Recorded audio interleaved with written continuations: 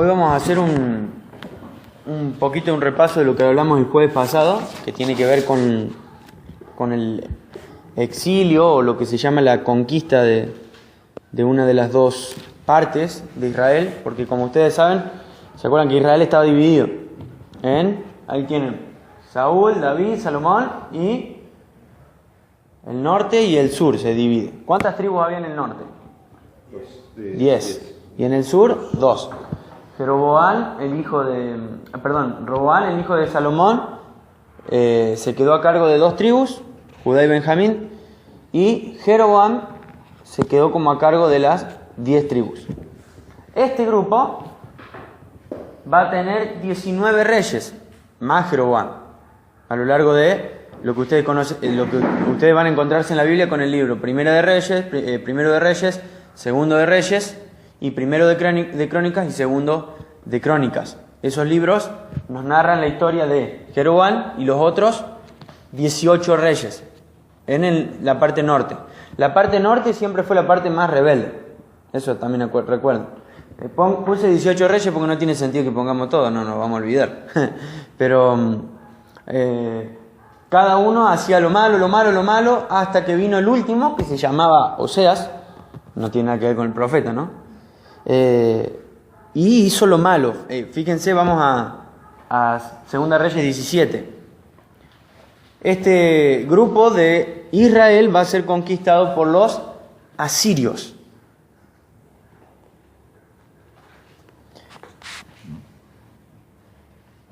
Segundo de Reyes 17, a partir del versículo 7. Esto es lo que vimos el jueves pasado. Simplemente estoy haciendo un breve repaso para que nosotros recordemos bien dónde estamos parados en la historia.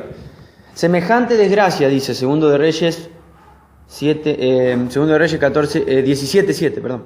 Semejante desgracia ocurrió a los israelitas porque rindieron culto a otros dioses.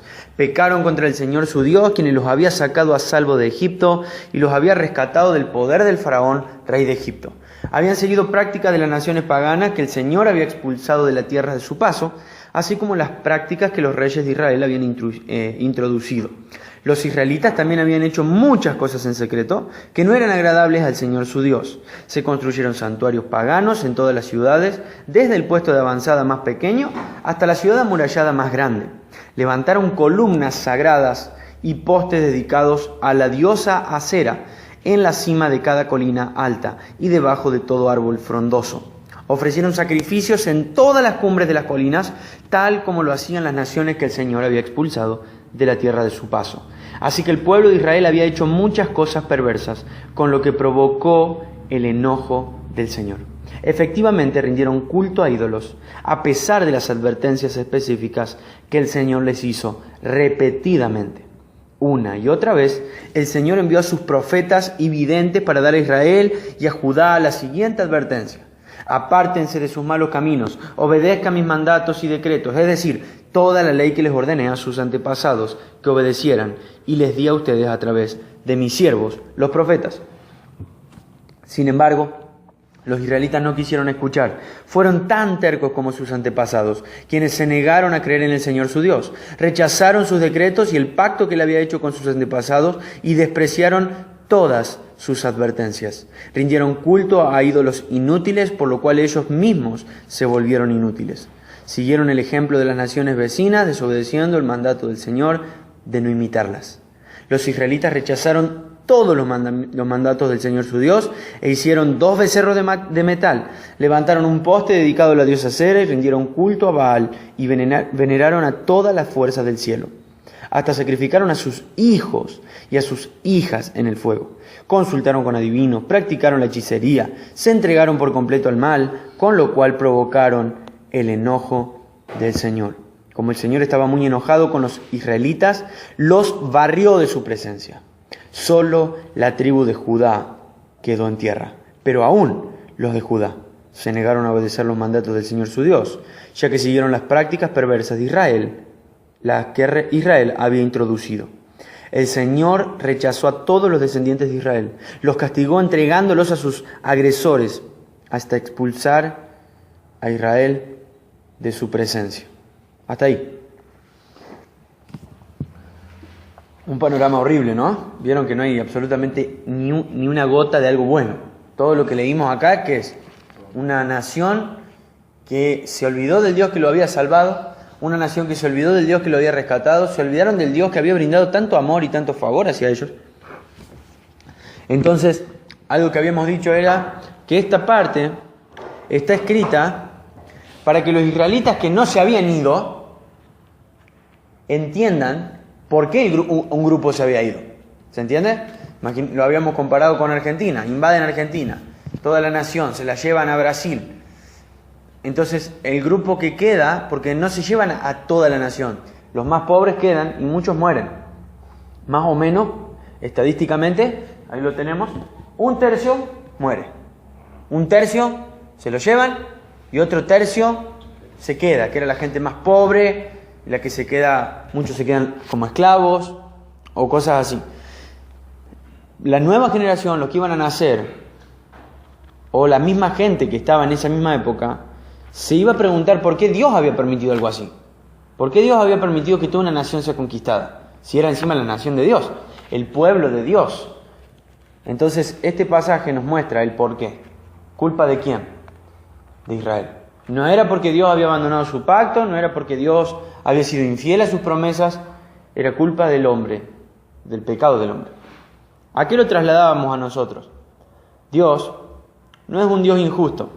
Dios no es un Dios que hace lo que se le canta y comete cualquier delito o cualquier cosa. Dios es justo, muy justo, únicamente justo. Y es santo, santo, ¿no? Y Él nunca va a tener por inocente al culpable y Él nunca va a perdonar la maldad, a menos que Cristo tome obviamente, nuestro lugar como nuestro abogado y como nuestro defensor. Pero sacando a Cristo, lo único que nosotros somos delante de Dios, ¿qué es? Culpables. No tenemos otro título sin Jesús. El único que nos puede llegar a dar o a regalar la inocencia es Jesús. Después, delante de Dios, nosotros estamos vistos como culpables. Y sabemos que la culpabilidad termina en muerte, en un castigo. Entonces, lo que vemos acá es una sombra de que Dios castiga, de que Dios juzga a la nación. Y encima, Dios también se lo había prometido. Dios le había dicho a la nación que si ellos desobedecían a Dios y seguían sus propios caminos, sus tercos caminos, la nación iba a ser expulsada, iba a ser desterrada de su presencia. Y como leímos acá, dice que los barrió, como que los quitó. ¿De qué nos habla esto? Nos habla de un Dios santo, nos habla de un Dios que demanda obediencia, nos habla de un Dios que es íntegro, que es puro, que no es que alguien con el quien podemos jugar, que no nos podemos tomar sus mandamientos como algo que no sea muy serio, sino que nos habla de un Dios que realmente cumple su palabra. Es un Dios santo y Él no juega con nosotros. Y nosotros no tenemos tampoco por qué jugar con el cristianismo, ¿no? Muchos murieron, muchos fueron desterrados, quitados de su tierra, arrancados de sus hogares. Durísimo debe haber sido. Y todo esto solamente porque vivieron en contra de Dios. Tendemos muchas veces a vernos como medios inocentes delante de Dios. O siempre nos creemos que no somos tan malos como en realidad somos. Y si leíamos la primera parte, dice que los asirios invadieron a Israel, entonces uno podría decir, no, pobre Israel, pobre nación, pobre pueblo. Y uno ve las cosas que pasan en el mundo o cualquier cosa, ¿y qué es lo primero que dice? ¿Pobre de quién? Del hombre, pobre gente. Pero el hombre no está en una condición de pobrecito. El hombre está en una terrible condición. ¿Saben que hoy ustedes no murieron por la misericordia de Dios? ¿Saben que hoy ni yo ni ustedes, hoy no morimos porque hoy hemos pecado? ¿Y saben que hoy no hemos muerto por la misericordia de Dios? Es muy loco pensar así, pero es verdad. Hoy no hemos muerto. Dios no nos ha fulminado con su ira cuando pecamos, solamente por su misericordia. Solamente por su bondad y por su gracia. Yo sé y estoy seguro de que todos hoy hemos pecado. Hoy hemos pecado, hoy hemos cometido algún pecado. De hecho, hemos cometido más pecado de los que creemos. ¿Y por qué si la paga del pecado es muerte? ¿Por qué hoy Dios no nos fulminó? ¿O por qué no permite que vivamos en una pobreza extrema o que seamos desterrados como cualquier otro, a lo mejor ser humano que está, no sé, en África? ¿Por qué no lo permite? Pura misericordia. Solo misericordia, solo gracia. La Biblia nos enseña estas dos verdades. El hombre es pecador y Dios es santo, santo, santo. El hombre es impío, el hombre es perverso, el hombre es malo y Dios es justo, soberano. Y lo vemos en la historia de Israel desde un principio. Un pueblo rebelde, un pueblo incrédulo y un Dios de gracia y un Dios de misericordia que decide rescatarlos, que decide darles agua, que decide darles comida, que decide darles una tierra, que decide darles un montón de cosas a un pueblo que nunca lo mereció. Nunca. Y lo vemos trasladado a nosotros. Somos rebeldes, somos incrédulos, somos perversos, somos malos. En nuestra naturaleza hay solamente maldad. Lo único que brota de nosotros es maldad. Y aún así Dios decidió amarnos. Y aún así Dios envió a su Hijo para que nosotros podamos obtener la salvación. Entonces algo que hace el Antiguo Testamento es agrandar un poco la obra de Cristo, o ponerla, mejor dicho, en su lugar. Entonces cuando vemos por qué Israel fue desterrada, porque fue un pueblo incrédulo. No fue culpa de Dios, no es falta del poder de Dios, que esto va a dar mucho de qué hablar, porque en ese tiempo podrían haber dicho, los dioses de los asirios son más fuertes, porque conquistamos al Dios de Israel y conquistamos toda la nación. Y ahora va a pasar con Judá.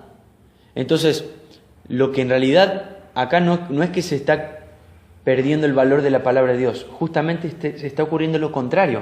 Se está confirmando. ¿Por qué? Porque Dios había dicho que el que lo desobedece y lo abandone, Dios también lo iba a abandonar. Entonces, ahora vayan a 2 de Reyes 24. Estábamos en el 17, ahora vamos al 24.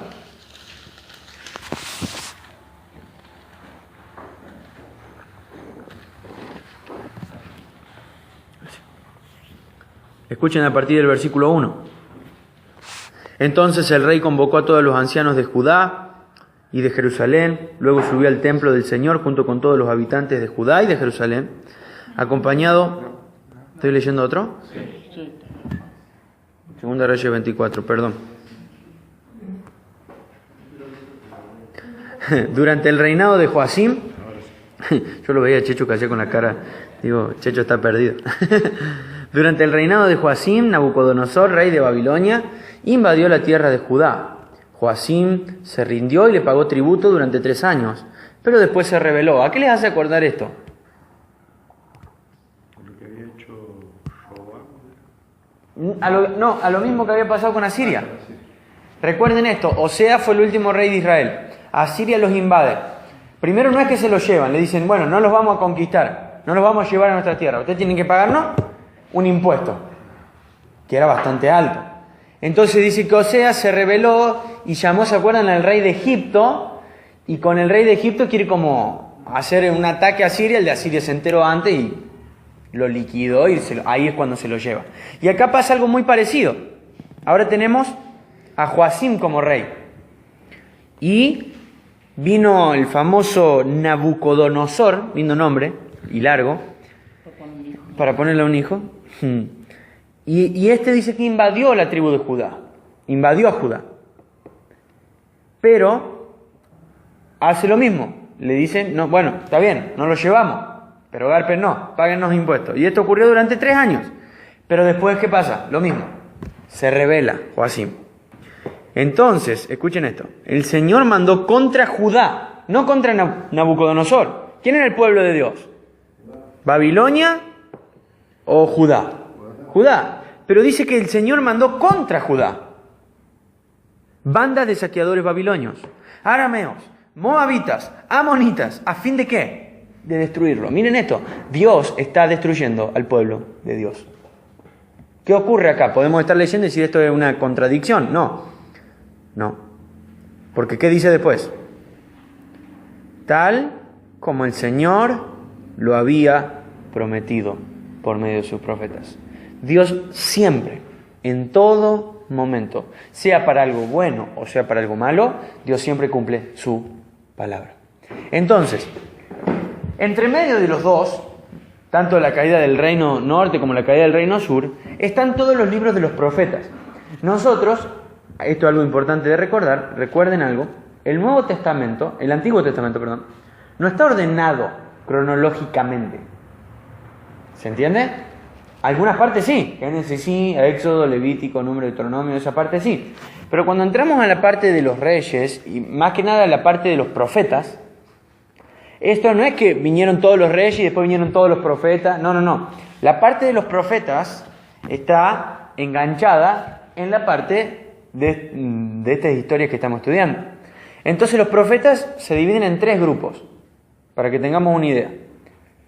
Los que profetizaron antes del exilio, o sea, antes de que los conquisten. Los que profetizaron durante el pueblo estaba en el exilio, o sea, cuando estaban fuera de Israel.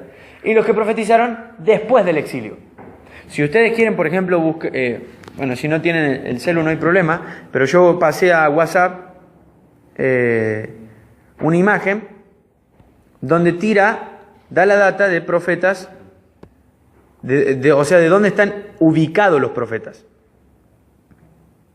Por ejemplo, antes de que se divida el reino norte, antes de que se conquiste el reino norte, Amós, Oseas y Miqueas profetizaron de que si el pueblo no se arrepentía, los iban a capturar.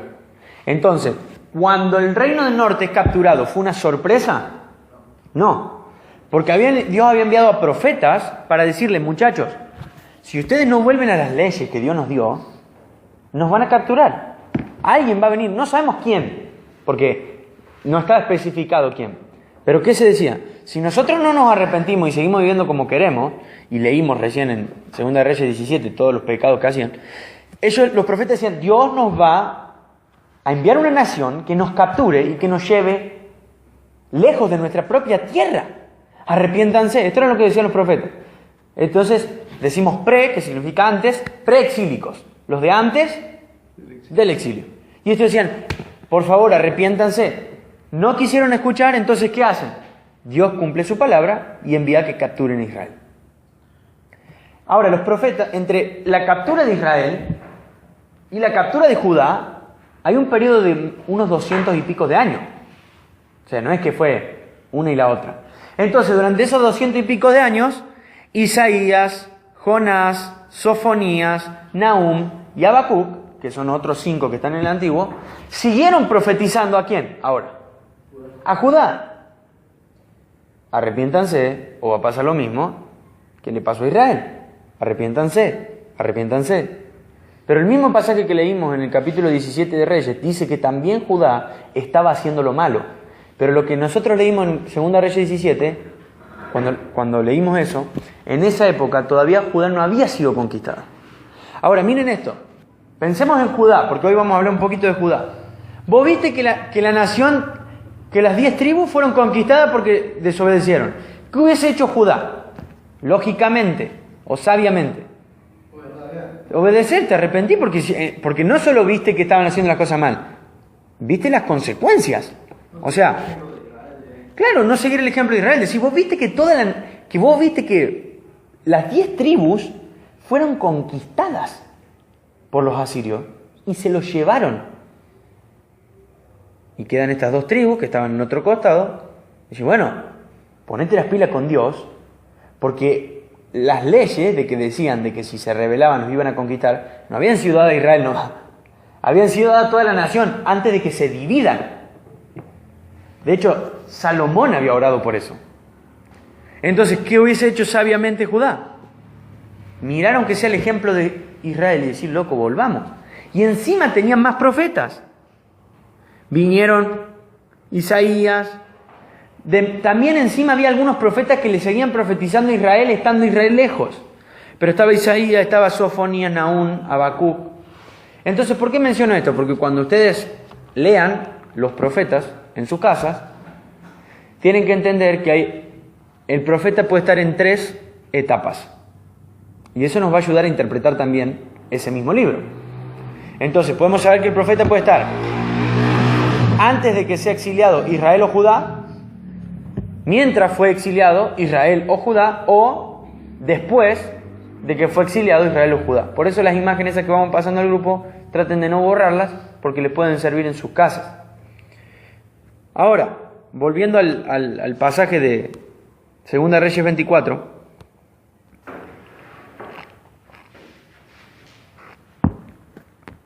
el versículo 3 es muy fuerte. Dice, estas calamidades le sucedieron, estas calamidades, le sucedieron a Judá por orden del Señor.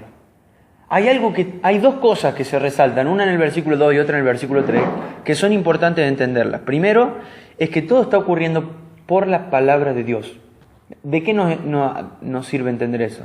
De que acá no es que hay naciones con dioses más fuertes o cosas que se le están escapando a Dios de las manos. Todo está ocurriendo, ¿por qué? Por el determinado plan y consejo de Dios. Y el versículo 3, vemos las órdenes de Dios. Dios, fíjense qué interesante esto, Dios ordena a naciones paganas atacar a su pueblo. ¿Se dan cuenta de eso? Dice, Él había decidido expulsar a Judá de su presencia debido a los muchos pecados de Manasés, que era la otra tribu que estaba junto con Judá, quien había llenado a Jerusalén con sangre inocente. El Señor no perdona eso. El Señor no perdona eso. Entonces Dios está mostrando su justicia, Dios está mostrando que Él ordena, Dios está mostrando que su palabra se cumple. Y Dios es el mismo Dios, ayer, hoy y por los siglos. Y nosotros tenemos que conocer de verdad a Dios y saber que su palabra se cumple y saber que Él es el quien ordena nuestras vidas y saber que Él no perdona la maldad. La castiga. La castiga. Y por eso digo que si no fuese por Cristo y por la obra de la cruz, hoy nosotros tranquilamente podríamos haber muerto por causa de nuestro pecado. De hecho, podríamos haber muerto hace años. Podríamos haber muerto cuando nacimos. Si no fuera por la pura misericordia y la gracia de Dios, hoy nosotros podríamos haber muerto. Cualquiera. Porque Dios es santo, santo, santo. Y Él no perdona el pecado. Pero tenemos la gloria y la gracia de tener a un Salvador.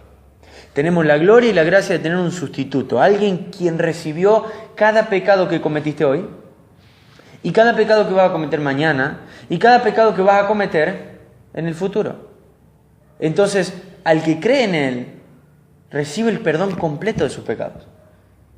Pero ustedes me podrán preguntar, ¿pero qué pasa con el que no cree? Bueno, lo va a pagar en el infierno, eternamente. Dios es lento para la ira, porque ha establecido que va a haber un día donde va a haber un juicio. Pero todavía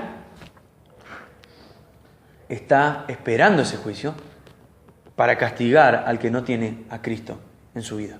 Por eso el pecador hoy puede seguir pecando y vivir en contra de Dios y que no le pase absolutamente nada. ¿Se entiende? Por eso el pecador puede seguir blasfemando a Dios. Puede insultar a Dios y no le pasa nada. Por eso un pecador puede robar hoy y que no le pase nada. Por eso un violador puede hoy violar y que no le pase nada. ¿Por qué? Porque Dios tiene establecido un día en el cual, dice la Biblia, juzgará al mundo con justicia. Y en ese momento, todo el mundo va a recibir el justo castigo por cada uno de sus pecados. Los que la gente vio y los que la gente no vio. Y eso es algo que nos debe llevar a temblar delante de Dios y a buscar el perdón en Jesucristo. Porque si no estamos cubiertos de Cristo, nosotros no tenemos esperanza. Si no estamos rociados por la sangre de Cristo, el Cordero sin mancha, si Él no ha ocupado nuestro lugar y no nos ha traído su justificación, su salvación, nosotros no tenemos esperanza. Y lo que a nosotros nos toca es peor que un exilio, es peor que un destierro. A nosotros no nos van a quitar de Argentina, nos van a quitar de la tierra y nos van a llevar al infierno. Ese es el peor destierro. Es el juicio de Dios sobre el pecado. Entonces entendemos que Dios no perdona. Y si no fuera por Cristo, nosotros estaríamos hasta las manos. Peor que Israel, porque ni siquiera somos el pueblo de Dios. Somos los gentiles. Pero gracias a Cristo se ha establecido y se ha creado la iglesia. Y la iglesia es el pueblo de Dios. Y nosotros pasamos a formar parte del pueblo de Dios solo por la fe en ¿quién? En Jesucristo y solo por el perdón de nuestros pecados. Y pasamos a formar parte de la iglesia universal, pero también de una iglesia local, que está, por ejemplo, acá establecida en este lugar de Despeñadero.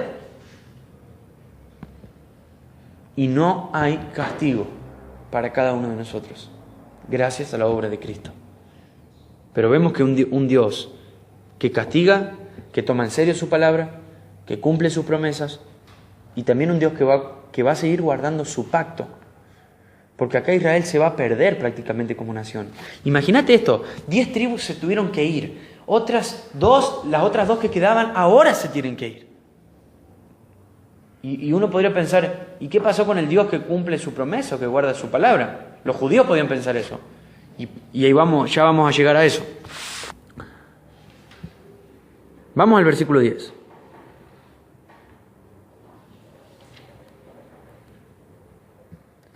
Durante el reinado de Joaquín, los oficiales del rey Nabucodonosor de Babilonia subieron contra Jerusalén y la sitiaron. ¿Qué era Jerusalén? Jerusalén era la capital de todo lo que era Israel antes de que se divida. ¿Qué era lo más importante que había en Jerusalén? El templo. ¿El templo que había construido quién? Salomón. O sea, ellos tenían la posibilidad de adorar a Dios, algo que Israel no tenía. Las otras 10 tribus no tenían el templo donde ofrecer sacrificios. Por eso vemos que fueron las más rebeldes siempre. Y duraron muchísimo menos. ¿Se dan cuenta? Pero Judá tenía una ventaja. Judá tenía el templo. Judá tenía el lugar donde la gloria de Dios. ¿Se acuerdan cuando leímos lo del tabernáculo, cuando leímos lo del templo? ¿Se acuerdan que la gloria de Dios descendía sobre el templo? Judá tenía esta ventaja. Entonces eso podía de alguna manera hacer que estén un poco más... ¿Qué? Un poco más rectos. Judá tenía una ventaja. Pero Nabucodonosor invade justamente el lugar donde está el templo. Nabucodonosor invade Jerusalén. Escuchen lo que dice, versículo 11. El propio Nabucodonosor, el mismísimo rey de Babilonia, llegó a la ciudad durante el sitio. Entonces el rey Joaquín, junto con la reina madre, sus consejeros, sus comandantes, sus oficiales, se rindieron ante los babilonios. Durante el 8º año de su reinado, Nabucodonosor tomó a Joaquín prisionero. Escuchen esto. Como el Señor ya había dicho, Nabucodonosor se llevó todos los tesoros del templo del Señor y del palacio real. Llevarse las cosas más hermosas del templo parecería para un judío una demostración de que Dios, ¿qué? No tiene poder. Dios no defiende su templo, Dios no defiende su casa, Dios no defiende el lugar donde su gloria se manifiesta. Y sigue y dice, sacó todos los objetos de oro que el rey Salomón había puesto en el templo. El rey Nabucodonosor se llevó cautiva, escuchen, a toda la población de Jerusalén, unas 10.000 personas en total. Incluso a los comandantes y a los mejores soldados y a los artesanos y a otras personas habilidosas, solo dejaron en el país a la gente más pobre. Terrible. Quizás Jerusalén en este momento habrá tenido 20.000, 30.000 habitantes, 40.000 habitantes, algo así. Más o menos la misma cantidad de personas que hoy hay en despeñaderos es llevada a Babilonia. Imagínense lo que sería hoy un movimiento así.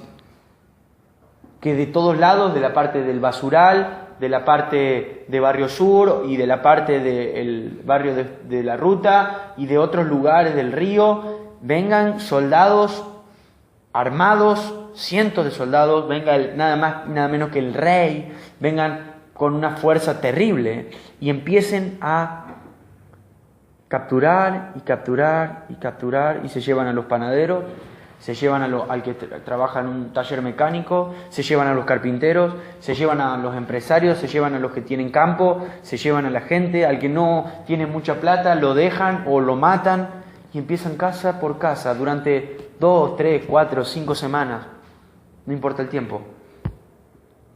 Y la mayoría de la población se tiene que ir. Y el pueblo queda fantasma.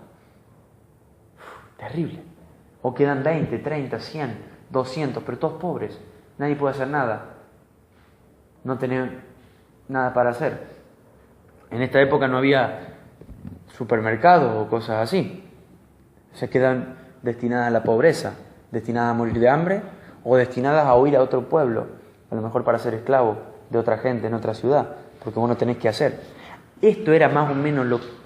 Y y ni siquiera se asemeja a la realidad, era peor que lo que estoy diciendo, ¿no? Pero era más o menos así como ocurría. Llegaban y te capturaban y te tenías que ir. Y te llevaban cientos de kilómetros a lo mejor, durante largas horas y a lo mejor días, sin comer, sin beber, podías morir en el camino. Y nunca más quizá volvías a tu nación. Quizá habías visto a un amigo morir. Te llevan, pero no te llevan en tu casa. Capaz que perdiste a tus papás o a tus hermanos, no los ves, no los encontrás. Te vas y te tenés que ir o te matan. Y tenés que cambiar de cultura, tenés que cambiar de idioma. No sos más nadie. Te cambian el nombre, te cambian todo, tu identidad, absolutamente todo. Esto era lo que ocurría en los exilios. Esto era lo que le estaba ocurriendo al pueblo de Dios. Terrible, durísimo, durísimo. Dice, por ejemplo, el versículo 16, también desterró a 7,000 de los mejores soldados y a 1,000 artesanos y a otras personas habilidosas, todos fuertes y aptos para la guerra. Si destierran y si capturan, acá hay algo interesante, porque si capturan a 7,000 soldados, eso quiere decir que no presentaron batalla. Y si no presentaron batalla, acá nos está hablando de un triple, un doble, un triple, un cuádruple a lo mejor, de números del enemigo. Porque si vienen 3,000 a conquistar a 7,000, sabemos por lógica que van a salir a pelear. Lo que pasa acá, y quizá ustedes lo han visto en alguna película, Troya o algunas otras, había muchísima más gente, pero muchísima. Nosotros acá estamos viendo que se llevaron a 10,000, capaz que vinieron 100,000. O sea, era guasada, porque eran a lo que se dedicaban. Imagínense que toda esta obra, a ellos quizás les llevaba meses, pero ¿qué obtenían? Oro. Gente, la misma tierra, pero obtenían artesanos, animales, herreros, de toda clase de oficio, que iban a ser ¿qué? Sus propios esclavos. Y eso les llevaba a ellos a subir de rango y tener a lo mejor 10 esclavos en su casa. Entonces, así se vivía en el mundo antiguo. Y ya vamos a ver algunos más, pero era así, vos conquistabas tierras. Y a través de la conquista de personas o animales, vos adquirías una mucho mejor posición económica. Imagínate capturar a una persona, ese es tuyo, lo haces laburar para vos. Y esas horas que él trabaja son horas que no trabajas vos. ¿Se entiende? Así era el mundo antiguo. Así era el mundo antiguo. Hasta no hace tanto. Pero porque sabemos que en la época de Jesús, los mismísimos romanos tenían controlado Jerusalén, le hacían pagar impuestos y Jerusalén a Israel. ¿Y por qué Israel no se rebelaba? Porque sabía que podía llegar a ocurrir lo mismo que venía ocurriendo en estas historias. No se rebelaban porque podían ser exiliados. Era terrible el exilio, terrible. Y así fue, por ejemplo, Alejandro Magno, si alguna vez han escuchado, es uno de los más conocidos. Él prácticamente conquistó todo el mundo, todo lo que es Europa. O sea, él conquistó todo.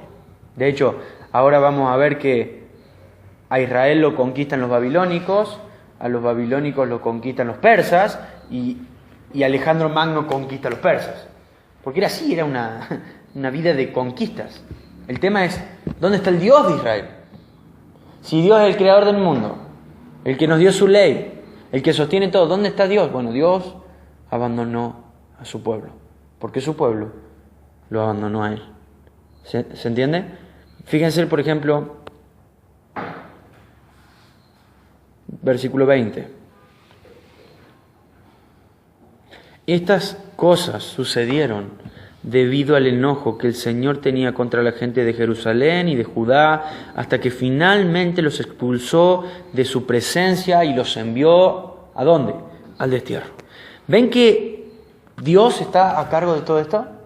No es Babilonia conquistó a Israel, a Judá. Es Dios le entregó a Babilonia a Judá. ¿Qué cambia en la historia ahí? Que Dios está al cargo y que Dios está al mando de todo esto. Ahora, para ir terminando de alguna manera, Vamos a ir a Ezequiel.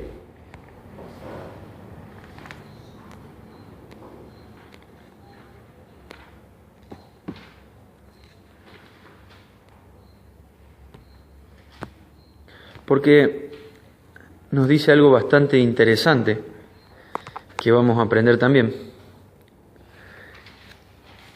¿Se acuerdan que los profetas se dividen en 3 grupos? ¿Cuál sería el primero? Los antes del destierro. Pre-exílicos, exílicos Y post-exílicos, ¿no? Los preexílicos anuncian que si no hacen las cosas bien y no cambian su vida, su manera de vivir, los van a conquistar, ¿no? Se lo dicen a Israel, Israel no quiere arrepentirse, se cumple la palabra de Dios, los asirios conquistan Israel. Esos son los preexílicos de Israel. Después tenemos los preexílicos de Judá, que le dicen arrepiéntanse, conviértanse, porque si no también a ustedes los van a conquistar. También dicen, miren a Israel, ¿qué hace lo de Judá? No escuchan, no prestan atención, siguen a sus ídolos, siguen a sus dioses, los conquistan. Aparecen los exílicos. Los exílicos, ¿qué hacen?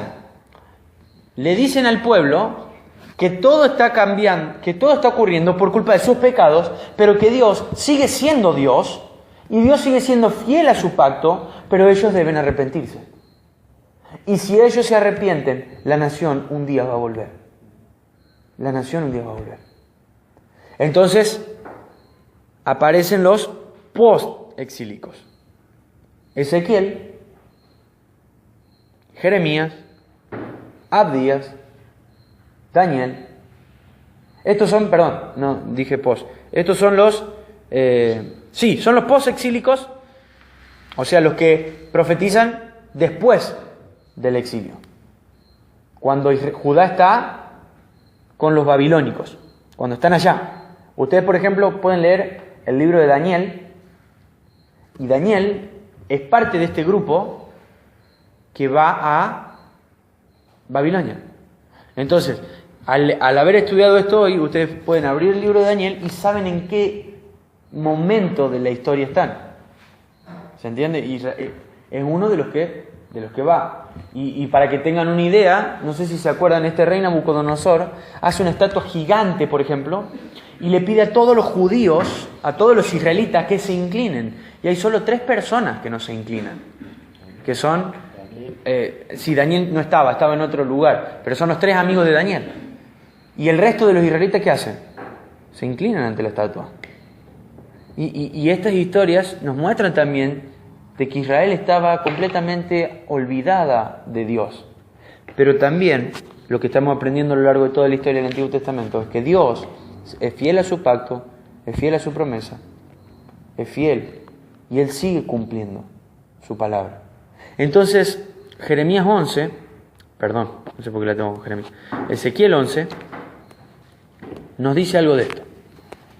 Escuchen, este es un profeta, él va a contar algo de lo que Dios le reveló. Luego el Espíritu me levantó, me llevó a la entrada oriental del templo del Señor, donde había 25 hombres prominentes de la ciudad.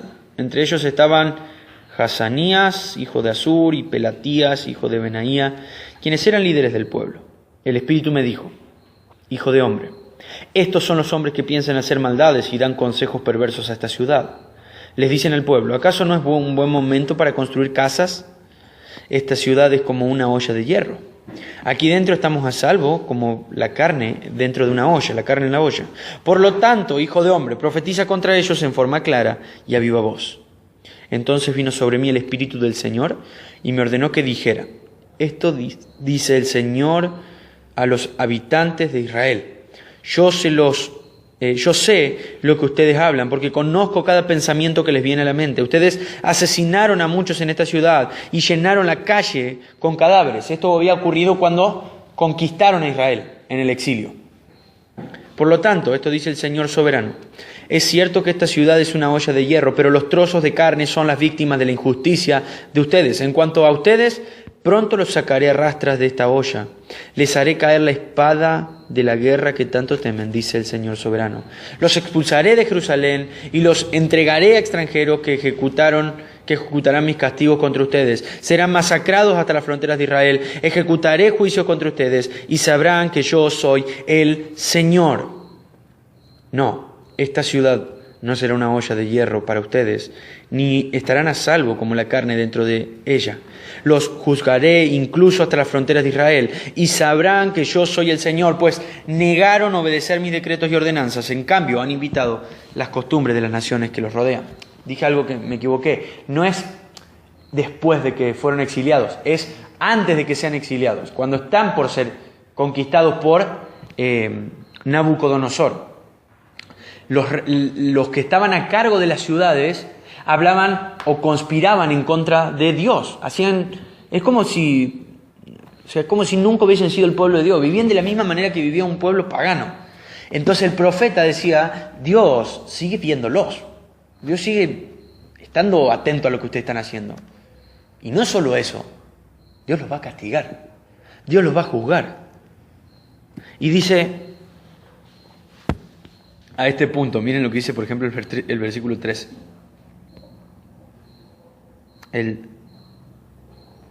Mientras Joan profetizaba, o sea, mientras Jeremías iba por las calles profetizando, Ezequiel, murió de repente Pelatías, que era uno de estos gobernadores, que era hijo de Benaía. Entonces caí rostro a tierra y clamé, oh Señor soberano, ¿vas a matar a todos en Israel? Claro, porque Ezequiel estaba profetizando, diciendo, arrepiéntanse porque Dios va a juzgar a esta nación. Y en el momento en el que le está profetizando se muere uno de los líderes. Entonces Ezequiel sabe que esto está ocurriendo por orden de Dios. Y él sí teme a Dios, no como la nación. Él teme a Dios. Y se arrodilla, cae rostro al tierra y dice, Señor, ¿vas a matar a todos? Porque él sabe que Dios está a la disposición, o puede matarlos a todos. Como les decía antes, si no Él nos mata es solamente por su misericordia. Versículo 14 dice que entonces luego recibí este mensaje del Señor, Hijo de hombre, el pueblo que aún queda en Jerusalén habla de ti, de tus parientes y de todos los israelitas desterrados. No, estaban desterrados. Perdón. Sí, me confundí con el capítulo 10. Lo que pasa es que queda una nación, queda un grupo bastante grande. Entonces, ya vamos a ver bien el jueves, había un grupo que estaba en la nación de Babilonia, otro grupo que quedaba en Jerusalén, y nadie sabía nada de nadie. Entonces no se sabía cómo era el estado de la nación de Jerusalén, cómo era el estado de los judíos que estaban en Babilonia. O sea, estaba todo hecho un caos. La ciudad había quedado en ruinas, destruyen el templo, saquean el templo, destruyen los muros, por ejemplo. Jerusalén era una ciudad, imagínense, despeñadero, pero rodeada por muros, por una muralla gigante. Destruyen los muros, por eso era un símbolo de protección. Los babilonios lo hicieron pedazos, destruyeron absolutamente todo. Entonces dice, el pueblo que aún queda, versículo 15, el pueblo que aún queda habla de ti, de tus parientes y de todos los israelitas desterrados. Y dicen, ellos están lejos del Señor, así que ahora Él nos ha dado a nosotros la tierra que les pertenecía. Como diciendo, el pueblo que se fue porque está lejos del Señor, o Ezequiel también está lejos del Señor. Y escuchen esto, esta es la parte más importante, esta es la parte que quiero que nos quede bien grabada, a partir del versículo 16. Por lo tanto, dile a los desterrados, escuchen esto dice el Señor soberano, a pesar de que los esparcí por los países del mundo, yo seré un santuario para ustedes durante su tiempo en el destierro. Yo, el Señor soberano, los reuniré de entre las naciones a donde fueron esparcidos y les daré una vez más el territorio de Israel. Cuando los israelitas regresen a su patria, quitarán todo rastro de sus imágenes repugnantes y sus ídolos detestables. Les daré integridad. Escuchen esto, versículo 19. Les daré integridad de corazón y pondré un espíritu nuevo dentro de ellos. Les quitaré su terco corazón de piedra y le daré un corazón tierno y receptivo, para que obedezcan mis decretos y ordenanzas. Entonces, verdaderamente serán mi pueblo y yo seré su Dios. Sin embargo, a todos los que añoren las imágenes repugnantes y los ídolos detestables, les daré su merecido por sus pecados. Yo, el Señor soberano, he hablado. ¿De qué nos está hablando Ezequiel acá? Dios va a volver a traer a la nación. Dios va a volver a traer a esa gente. Esto lo vamos a ver el jueves bien. Porque son los dos libros que uno se llama Esdras y otro se llama Nehemías. Estas dos personas son los que ayudan a que la nación vuelva. Porque pasa esto. Rápido. ¿Quién capturó a Judá? Babilonia. A Babilonia lo capturan los persas. Ciro y los persas. Los 300. Hay muchísimas historias. La banda conocida Ciro y los persas. Bueno, Ciro y los persas capturan Babilonia y ellos dan el permiso para que Israel vuelva. ¿Se entiende? Entonces los judíos pueden volver a su tierra. Y esto es algo que ¿quién obró? Sí, pero Dios detrás de la historia. Eso lo dice el capítulo 1 de Esdras. Ya lo vamos a ver bien el jueves. Pero ¿qué es esta profecía de Ezequiel? Dios le está diciendo al pueblo, ustedes van a volver. Pero cuando ustedes vuelvan, yo voy a hacer algo distinto. Algo diferente. Pero antes de explicar bien eso, miren lo que sigue. Que es importantísimo. A esto quería llevar. ¿Ustedes tienen un título ahí? La gloria del Señor abandona el templo. ¿Qué significa esto? Dios se va del templo. ¿Qué hacía Dios en el templo? ¿Qué hacía? Aparecía, se manifestaba, se mostraba. ¿Y qué hacía el sumo sacerdote? Entraba al templo y una vez al año ofrecía sacrificios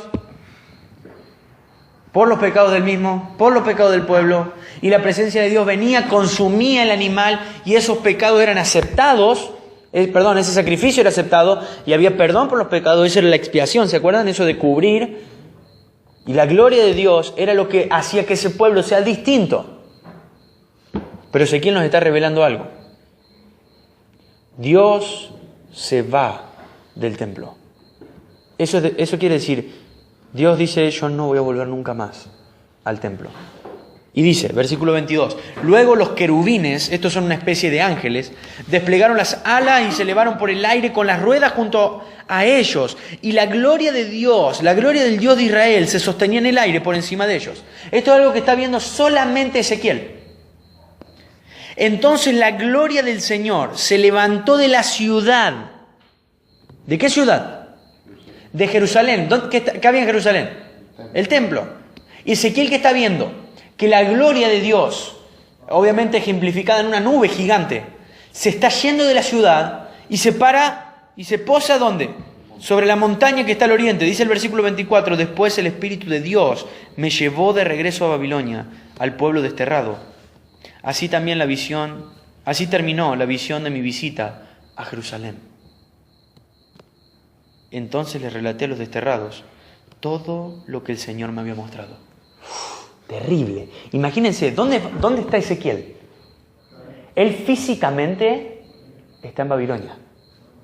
Lo que hace Dios es tomarlo de Babilonia, transportarlo y llevarlo a Jerusalén. Y le muestra todo lo que estaba ocurriendo en ese lugar. O sea, todo lo que estaba ocurriendo con los que habían quedado. Entonces le habla de 25 reyes y dice, profetizale a esto. Entonces Ezequiel fue transportado. Presten atención, ¿se acuerdan de el eunuco en Hechos? Algo parecido. O sea, no fue el eunuco, sino Felipe cuando le fue a predicar al eunuco. Entonces él empieza a profetizar y mientras está profetizándole a la gente diciendo, Dios va a hacer algo, uno muere. Ezequiel queda como asombrado. Entonces dice, tenés que decirle esto al pueblo. Y ahora y está el pasaje ese que leímos antes y ocurre algo más, lo último. ¿Qué ve Ezequiel? La gloria de Dios se fue del templo. Entonces, ¿qué hace Ezequiel? Es tomado por Dios y vuelve ¿a dónde? A Babilonia. Y habla con los miles de judíos que estaban ¿en dónde? En Babilonia. Y dicen, escuchen lo que acaba de decir Dios. Y voy a volver al versículo 16 y con este pasaje vamos a terminar. Y dice, por lo tanto, diles a los desterrados, es decir, a los que estaban ahí en Babilonia. Esto dice el Señor soberano. A pesar de que los esparcí por los países del mundo, yo seré un santuario para ustedes durante su tiempo en el destierro. Eso quiere decir que Dios iba a estar protegiendo a su pueblo, a pesar de que Él mismo fue el que lo echó a su pueblo. ¿Qué vemos? Un Dios de misericordia, un Dios de gracia, un Dios que mantiene el pacto. ¿Por qué Dios está haciendo esto? Solamente porque Él había prometido. Solamente porque Él había prometido que Él iba a bendecir a las naciones. Porque ¿qué está ocurriendo en la historia? De Israel, tiene que venir ¿quién? Cristo. Israel iba a mantenerse, iba a permanecer firme hasta que Cristo vuelva. Iba a tener estos destierros, pero Israel iba a volver, iba a ser la nación de Dios. Entonces dice, yo voy a hacer un santuario. Dice el 17, yo el Señor soberano los reuniré de entre las naciones a donde fueron esparcidos y les daré una vez más el territorio de Israel. ¿Saben que acá se pierden todos los registros de las tribus? No vuelven por tribus. Vuelven y queda todo más o menos como queda. Se pierden los registros históricos. Por eso los judíos hasta el día de hoy, muchos no saben de qué tribu son, porque quedaron perdidos los registros. Entonces, ellos se sigue creyendo, y hay un grupo de cristianos que también cree esto, que en algún momento esos datos van a volver a aparecer, pero ellos no quedan más registros con respecto a la tribu de tal, la tribu de Rubén, la tribu de Manasés, la tribu tal, las 12 tribus. No quedan. O sea, es como que vuelve ahora, los que vuelven y como que son los judíos. ¿Se entiende? Entonces dice, los reuniré entre las naciones donde fueron esparcidos. Les daré una vez más el territorio de Israel. Van a volver. Ahora, no había muchas posibilidades. Babilonia era inmensa. Lo superaban por cientos de miles. ¿En qué tenía que confiar el pueblo? Solamente en la palabra de Dios. Y encima ahora ya sabían que... En realidad esto fue solamente una demostración más de que la palabra de Dios se cumple. Creo que sería terrible si cada uno de nosotros hoy entendiera de verdad por fe y con una convicción completa de que la palabra de Dios se cumple. Si entendiéramos solamente esa frase, creo que todo el Antiguo Testamento todo el estudio del Antiguo Testamento habría tenido resultado y sentido. Si solamente entendiéramos de verdad esto, la palabra de Dios se cumple. Si entendiéramos y creyéramos eso, estaríamos completos. Porque iríamos a la Biblia de otra manera, porque le predicaríamos el Evangelio a una persona de otra manera, porque obedeceríamos su palabra de otra manera. Solamente si entendiéramos esto, la palabra de Dios se cumple. ¿Israel creía esto? ¿Qué opinan? Según con todo lo que estamos viendo. No. Y volvemos a lo mismo, no somos mejores que Israel. No creemos que la Biblia es la palabra de Dios. Lo decimos, pero no lo creemos. Porque si lo creyéramos de corazón, nuestras vidas serían diferentes. ¿Ven? Ahí está el tema. Ahí está la clave. ¿Por qué estaban los profetas? ¿Cuál era la función? Recordarles esto. La palabra de Dios se cumple. ¿Por qué el exilio? Para demostrarles esto. La palabra de Dios se cumple. ¿Por qué ahora esta profecía y después la vuelta? Para demostrarles esto. La palabra de Dios se cumple. ¿Por qué tantas profecías del Mesías y después Cristo? Para esto. La palabra de Dios se cumple. Ustedes lean el Evangelio de Mateo y van a escuchar en los primeros capítulos un montón de veces. Y todo esto ocurrió para que se cumpliese lo dicho por el profeta Isaías cuando dijo, ¡pac! Profecía. Y todo esto ocurrió para que se cumpliese lo dicho por el profeta cuando dijo, ¡pac! Profecía. Y todo esto ocurrió, y así, todo el tiempo. Toda la Biblia, toda la palabra de Dios. Al punto que termina diciendo, nadie puede añadir nada, nadie puede quitar nada, todo se va a cumplir. Absolutamente todo. Es el énfasis de la Biblia. Dios cumple su palabra, Dios guarda sus promesas. Entonces, Ezequiel está contándole a los desterrados esto. Dios va a volverlos a Israel. Va a llevarlos nuevamente a Israel. Pero cuando vuelvan, Dios va a armar algo nuevo. No va a ser esto dirigido de vuelta al templo. Y dice el versículo 18. Cuando los israelitas regresen a su patria, van a tener que quitar todo rastro de imágenes repugnantes y sus ídolos detestables. ¿Por qué? Porque esa fue la causa por la que ustedes están en el destierro. ¿Se entiende?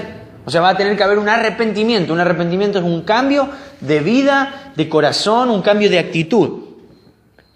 Pero Dios va a hacer algo nuevo, dice el versículo 19. Les daré integridad de corazón. Eso significa pureza. y pondré un espíritu nuevo dentro de ellos. ¿De qué está hablando? ¿De qué? Sí, del Espíritu Santo. Dice, la gloria del Señor salió del templo, ahora va a entrar en el corazón. O sea, va a ser más grandioso todavía lo que va a ocurrir. Y dice, les quitaré su terco corazón de piedra. Eso es un trasplante, es una operación. Les quitaré su corazón de piedra y les daré un corazón, escuchen esto, tierno y receptivo. Tierno significa un corazón que siente, un corazón que conoce, un corazón que sabe quién es Dios. Y receptivo es un corazón que recibe la palabra y que la pone en práctica. ¿De qué está hablando acá? De la iglesia. Ezequiel está profetizando a la iglesia. Ezequiel está diciendo, la gloria postrera, la gloria futura va a ser mucho más grande que la primera.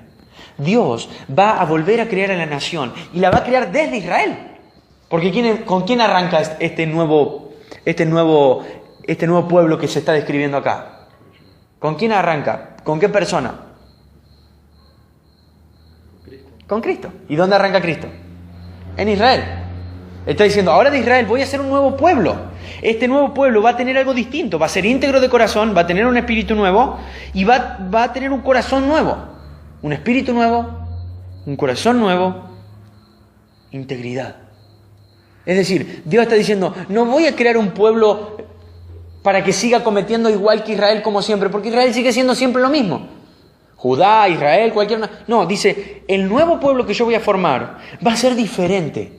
Me voy a asegurar lo que dice el versículo 20. Es el por qué. Para que obedezcan mis decretos y mis ordenanzas. Y entonces, escúchenme, verdaderamente será mi pueblo. O sea, entonces van a ser el pueblo de verdad, el pueblo que siempre decía, el pueblo que siempre soñé. Y entonces yo seré su Dios. Y termina el 21, al final dice, yo el Señor soberano he hablado. Y se cumple lo que Ezequiel dice en Babilonia, el pueblo vuelve. Y con el tiempo, porque esto no es que Ezequiel está diciendo, van a volver y al otro día va a ocurrir. No. Esto es algo que Ezequiel está tirando un pantallazo de lo que va a ocurrir a lo largo de la historia. Es decir, está diciendo, ustedes van a volver, Israel va a volver. Pero cuando vuelvan, tienen que saber que la gloria de Dios se fue del templo. No está más en el templo. No busquen a Dios en el templo. No está más ahí. De hecho, después van a hacer lo que quieran la gente con el templo. ¿Se acuerdan en la época de Jesús que había en el templo? ¿Qué hacían con el templo? ¿Quién se acuerda? Lo usaban como un shopping. Si la gloria de Dios se hubiese mantenido, ¿se hubiese permitido eso? Obviamente que no. ¿Conocen el dios Zeus, el dios griego? Antes de que venga Cristo hay un hombre que sacrifica un cerdo en el templo y hace unas estatuas de Zeus en el templo. ¿Ustedes se creen que Dios hubiese permitido eso si su gloria seguía estando ahí? No. Dios se fue absolutamente para siempre del templo. Y ahora vive en la iglesia. Entonces, Cristo vino a la tierra y fue el verdadero templo. Fue el verdadero Dios. Y Él cumplió a la perfección lo que ningún israelita pudo cumplir. Y todo el que deposita su fe en Él pasa a ser parte de este nuevo pueblo. Lo que Ezequiel acá nos está contando, y lo van a contar después los profetas, pero lo va a dejar más claro Jesús, es que este nuevo pueblo no iba a ser solamente formado por judíos. Va a ser formado ¿por qué? ¿Por quién? Por todo el que crea en Cristo. Por todo el mundo. Y nosotros estamos acá, en este pasaje, profetizado miles de años antes que nosotros existiéramos. Está diciendo, va a haber un nuevo pueblo. Pero te pregunto esto, con esto termino, con esta pregunta. Si vos analizás tu vida, ¿vos te ves dentro de este nuevo pueblo? O sea, ¿te ves dentro de tener un corazón tierno y receptivo a la palabra de Dios? ¿Ves tu corazón íntegro? ¿Obedeces sus mandamientos, sus decretos, sus ordenanzas? Cuando vos crees en Jesús y te arrepentís de tus pecados, Dios cambia tu corazón y te pone un corazón que sea apto para obedecerle. Y te da su Espíritu Santo, ¿para qué? Para que seas apto para obedecerle. Si Él no cambiara nuestro corazón ni nos diera su Espíritu Santo, no podríamos ninguno de nosotros obedecer a Dios. Entonces, La manera en la que nosotros entendemos si tenemos o no el Espíritu es lo que dice el versículo 20, porque es el para. O sea, ¿cómo podemos entender nosotros si tenemos el Espíritu Santo? Porque obedecemos sus decretos y sus ordenanzas. Y porque verdaderamente somos su pueblo y verdaderamente Dios es nuestro Dios. Entonces, ¿en qué posición estamos? Porque si no, seguiríamos de la misma manera, sin ser judíos, sin ser cristianos, sin ser nada, o sea, sin ser sus hijos, solamente miembros de este mundo. Y no hemos muerto solamente porque Dios tiene un día preparado para ese momento, y no hemos recibido la ira de Dios porque todavía Dios tiene un momento preparado para ese acontecimiento. Pero no hemos muerto todavía, y la Biblia lo dice, Pablo lo dice, porque Dios es paciente, y Él quiere que todos se salven. Él quiere, dice la Biblia, que todos procedan al arrepentimiento. Entonces tenemos que saber que si no hemos muerto, si no hemos sido desterrados de esta vida, es solo por la pura misericordia de Dios, y porque Dios está esperando que aceptemos a Cristo, que nos rindamos ante Cristo, y nuestro corazón cambie, y nuestro corazón sea tierno, y nuestro corazón sea receptivo. Porque esta es la característica de alguien que forma parte del pueblo de Dios. ¿Se entiende? Nosotros tenemos que apuntar a que nuestras vidas sean así, íntegras, de un corazón íntegro, siguiendo los decretos y las ordenanzas de Dios, porque así es la iglesia. La gloria de Dios se fue, ahora vive en cada uno de los que creen. El Espíritu de Dios vive en cada uno de los que creen. Entonces nosotros somos los responsables de mostrar a Dios. Nosotros somos los responsables de dar a conocer a Dios. ¿Sí? Es nuestra tarea y tenemos que crecer en esto. Y entender también nada más y nada menos que la responsabilidad de esto. Somos sus hijos, somos su pueblo, su Espíritu vive en nosotros. ¿Qué más queremos? Su Hijo ha muerto en la cruz por nuestros pecados. Y algo más importante también, si estamos en Cristo, no hay perdición para nosotros. O sea, no vamos a perder nuestra salvación, pero la vamos a tener que demostrar, viviendo y sirviéndole solamente a Él. ¿Sí? Bueno, vamos a orar, así terminamos.